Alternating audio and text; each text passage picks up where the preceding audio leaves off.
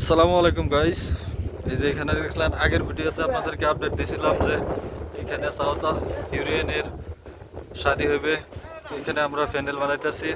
প্যান্ডেলের কাজ প্রায় আধা শেষ হয়ে গেছে, আর আধা বাকি রয়েছে। না সুন্দর করে সাজাবো, তারপর আপনাদেরকে সুন্দর আরো সারা কাজের ভিডিও দিব কিভাবে কাজ করছে আমরা। এখানে দেখেন আমাদের টিম, এখানে সবাই কত লোকে কাজ করছে, সবাই এখানে কাজ করছে।